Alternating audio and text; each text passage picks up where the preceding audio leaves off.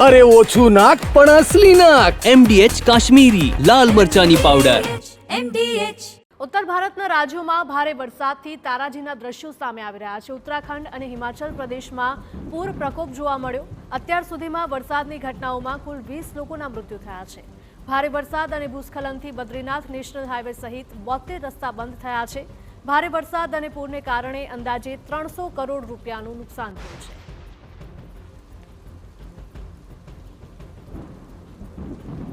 તો સમગ્ર દેશમાં ચોમાસાની જમાવટ વચ્ચે હાલાકીના દ્રશ્યો પણ સામે આવી રહ્યા છે। હિમાચલ પ્રદેશ અને ઉત્તરાખંડમાં વાદળ ફાટ્યા બાદ સ્થિતિ વધારે વણસી છે।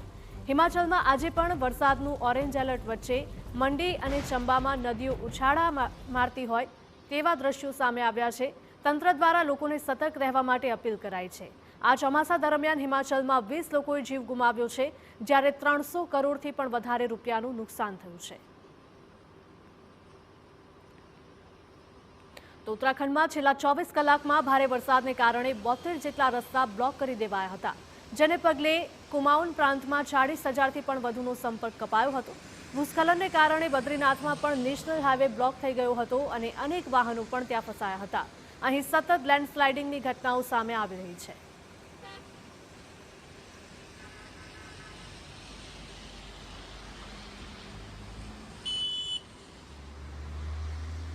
વાત કરીએ દિલ્હીની, તો અહીં પણ ભારે પવન સાથે ધોધમાર વરસાદ ખાબક્યો હતો।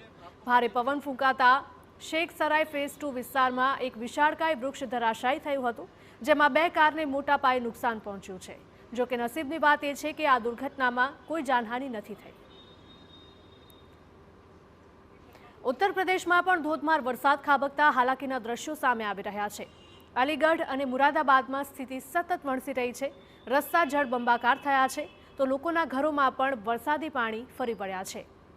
આ તરફ મુરાદાબાદમાં આવેલ પશુ ચિકિત્સાલય પણ સંપૂર્ણપણે પાણીમાં ગરકાવ થઈ ગયું હતું। સતત અવિરત વરસાદને પગલે લોકોમાં પણ હાલાકી જોવા મળી।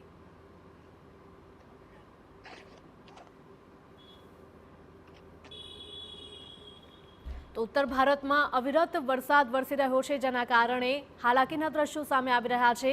રસ્તા ઉપરથી પસાર થવું પણ વાહન ચાલકો માટે મુસીબત સમાન બન્યું છે।